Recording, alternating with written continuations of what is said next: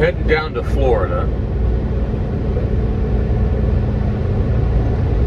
I have plenty of time to get there.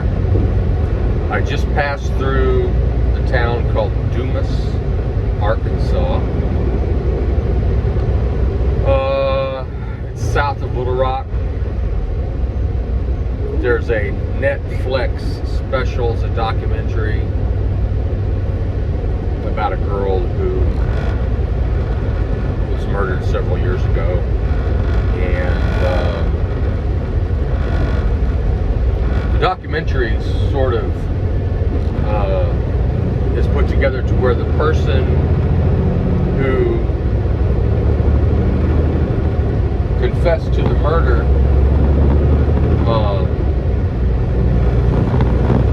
may not be the person who did it. It was a high school girl several years ago. Her body was found in a vehicle.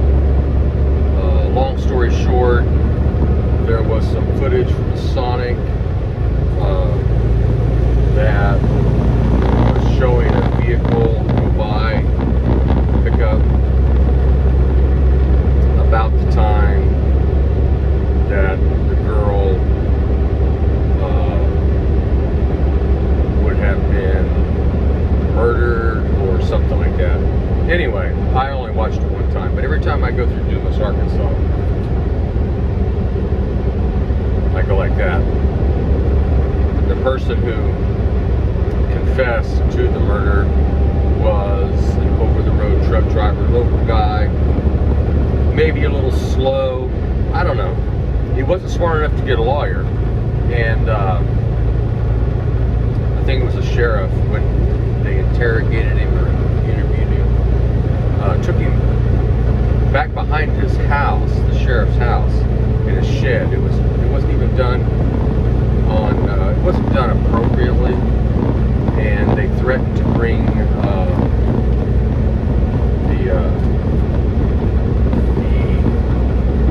who would end up being the defendant, and the person who confessed to the crime, threatened to bring his family into it and create problems for his family. So he confessed. Then the conviction, he was in prison the entire time. He never got out. The conviction was overthrown.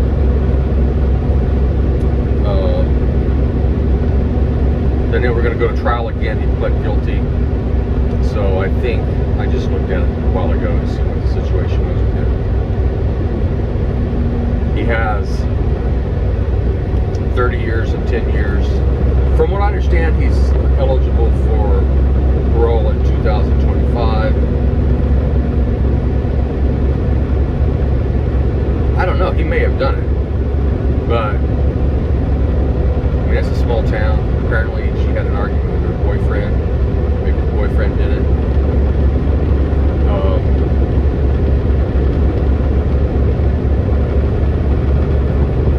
I mean, he may have done it, but the documentary is sort of like Making a Murderer. I don't know if anybody has seen that. But, I mean, they interrogated this young kid who definitely was handicapped mentally, definitely slow. Interrogated him and got him to confess to some stuff. It was just crazy. I mean, and the guy who supposedly did it had been arrested before, I think for murder and did time. That's making a murderer. So the documentaries, when you have the power of the camera and you can structure ideas and facts, there may be facts you can present, but if you present the facts in a certain way, you can almost create any story you want. Okay, so the guy who got the confession from the handicapped kid in Making a Murderer, I think ended up getting in some hot water for twisting some other facts. I think there was a documentary about that, about how he was involved sexually with a woman, and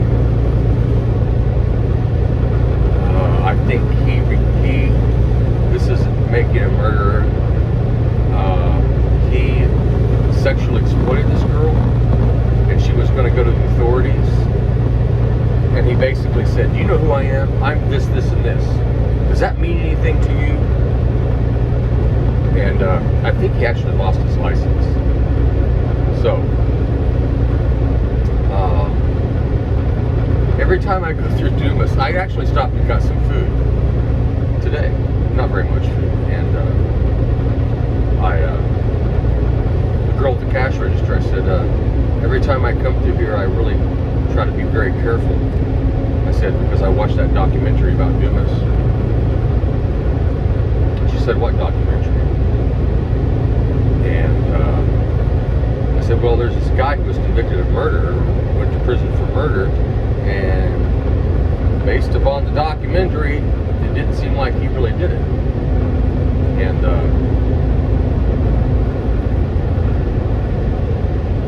she said, "What's it called?" Anyway, so the guy behind me, I already forgot the girl's name, it was the victim, unfortunately. I said, he may have heard of it. He goes, "No, I don't do Netflix." I said, "Well, there was a girl that was murdered here several years ago." And he goes, "Oh, so is it Stacy something." So I Googled it. And the girl said, "Wow, this other girl came over." So what? And I said, "Yeah, there's a documentary about Dumas." I said, "There's a documentary about Dumas." "Dumas?" I said, "Yeah." And they couldn't believe it. "Well, I'm going to go watch it. I'm going to watch it. It was Ma and Pa grocery store. By the way, expensive stuff, I'm telling you. If you're the only grocery store around, I guess you could charge whatever you want." And the prices, they weren't Dollar General prices. There was a Dollar General in town. But parking was weird. I could have done it. But anyway, so it wasn't Dollar General prices. It wasn't Walmart prices. It was like, okay, that's higher than every place else. So, you know, I had to make a decision. How much groceries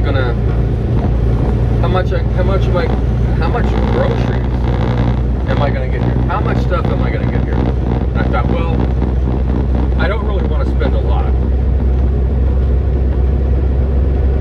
So I got, let me just tell you what I got. I got Murphy some dog food. I got some tortillas. However you pronounce them. Tortilla, whatever they are.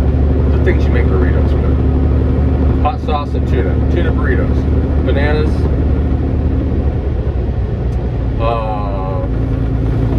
Some crackers.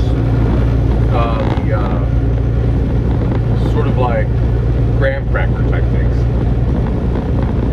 And what else? That was it. I split. I got out of there.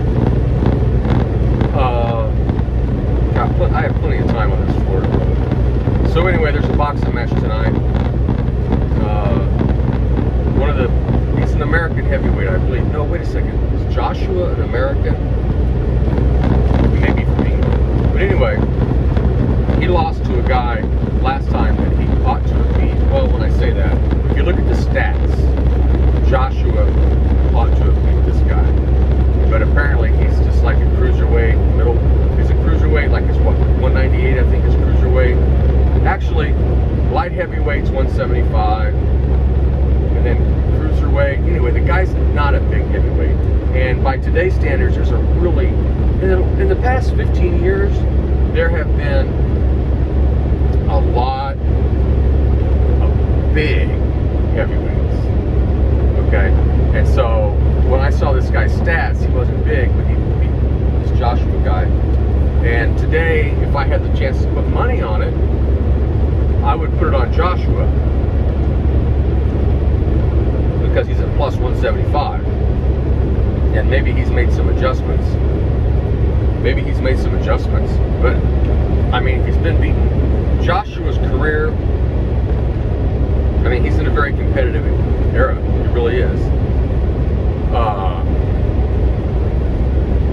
Very competitive. There's several great heavyweights. About 4, when I say great, very good. 4 or 5 heavyweights. and they're all pretty big. I don't know if it's the greatest era, but it is very competitive. It's really competitive. I think it's sort of along the lines of Frazier, Foreman, Norton, Ali. Those four guys fought. They were very competitive in the 70s, 80s. Then there were some other fighters that came along that were really good. I mean, there's some other fighters in that era too that were really good. But then you got Holmes, Ali's former sparring partner. Holmes did really well. I got to get every drop of that. As you can tell, my lips are dry.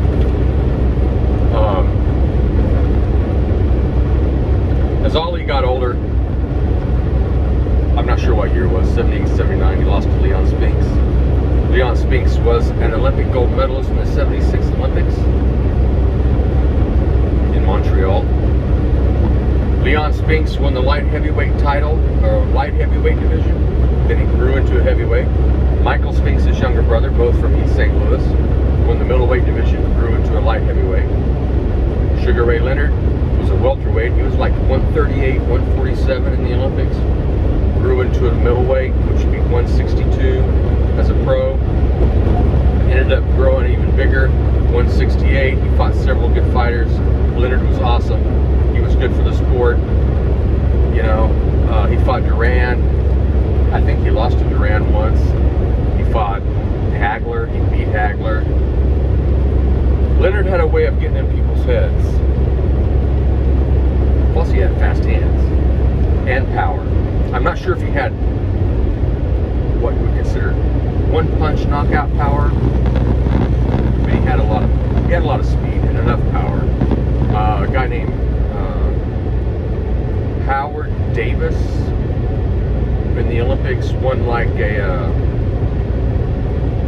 think he won like the 132-pound division.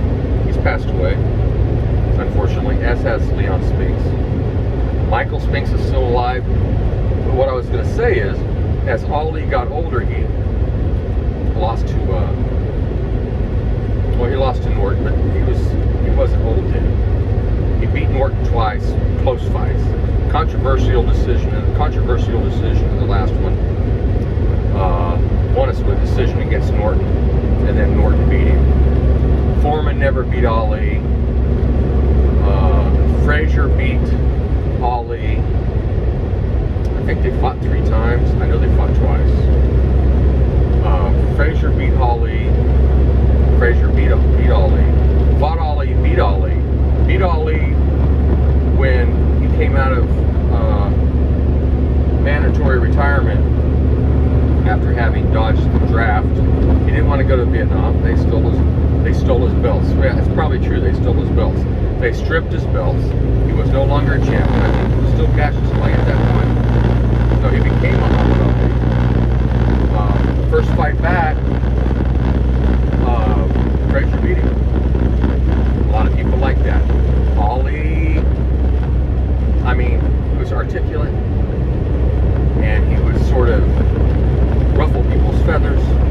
He was intelligent. He was everything that really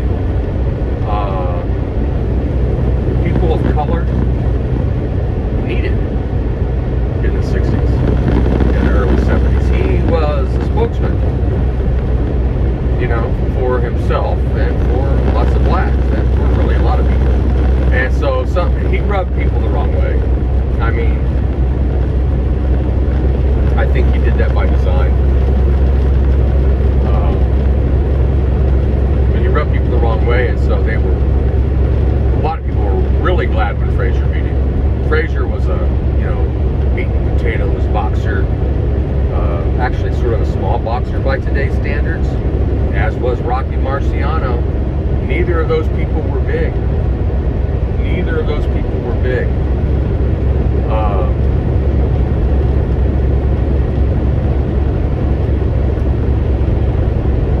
I was trying to avoid a turtle. I don't think I'd hit him or her. But I can't go like that. If it's a choice between me and the turtle,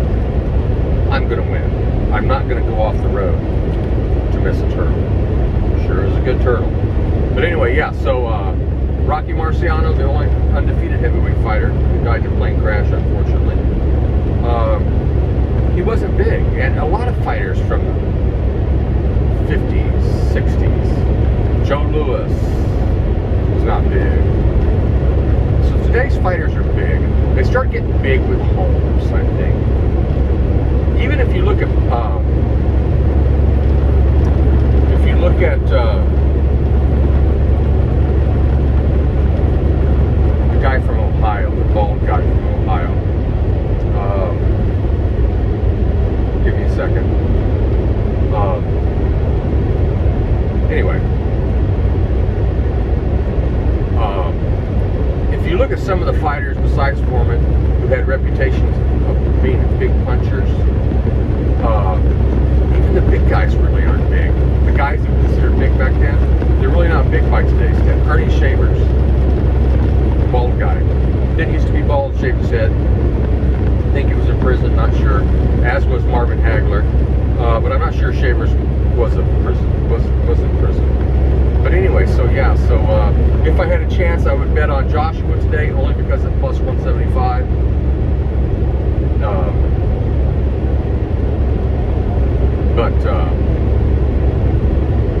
Probably not going to touch that fight. It's probably going on right now.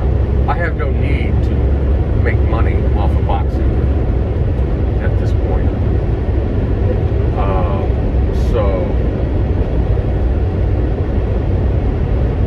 Anyway, just a few more weeks until the NFL starts. So I may put some money on that. I'm not sure. I have no idea. I'm looking at the speedometer. I'm not looking at the camera. Well, I'm 54 miles an hour right now. As a matter of fact, I haven't looked directly at the camera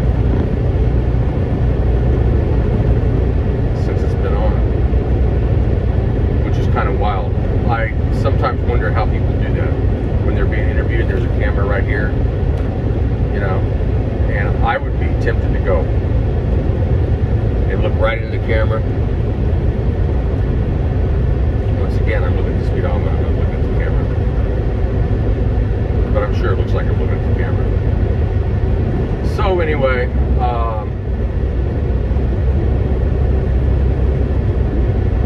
going through a town here in a few minutes. What's it called? Can't think of it. Sort of an unusual town. An unusual name. All these towns are pretty cool, pretty mellow. This is southern Arkansas, almost to Louisiana. Almost to Louisiana. And I think this probably is, or was, agricultural country. Cotton fields. Tallulah is one of the bigger towns that's on down this direction toward I-20. If I make it there, I may shut. Well, when I make it there, I may shut down. This is a very cool area. Apparently, there were some Civil War battles on down the road here. Transylvania is the name of the. I'm going to look at the speedometer. Doing great. Transylvania is the name of the town. It's named after a college. Apparently, the person who founded the town went to college in Transylvania. There's apparently a school back east called Transylvania, so that's what the name is. So, just cruising, driving safely. There's no reason not to drive safely. It's really the only way to go. So, I do have a camera set. thing I can put the camera on my head. My son sent me. So if you're watching this, Drake, thank you. I've been trying to make it work, but you know, and I'll eventually figure out how to do it.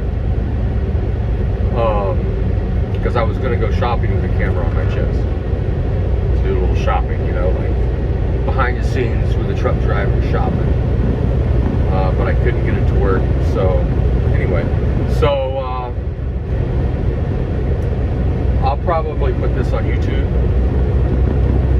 And I kind of doubt, well, who knows? I mean, I'll put it on there. Can I monetize it? Is there any way to make money off of it? I don't know. Would I like to? Absolutely. Especially off of just, you know, like if I could film, my son suggested I film where I'm driving. Like right now it's a very nice, mellow area. But since I don't have the capacity to set the camera up where I want to right now, I thought I'd face it this way. So anyway, I'll make another video later. Murphy's back there. He's chilling out. Got him some, basically what I would say would be designer dog food at that grocery store. So he's happy. I take care of Murphy. Murphy's a good guy. We've had him a while. We've had him about 7 years, I think. I think we got him in 2015. Got him from a shelter, kind of like a dog pound. Humane Society. He had been adopted, then brought back. And I looked at the person's name, the woman.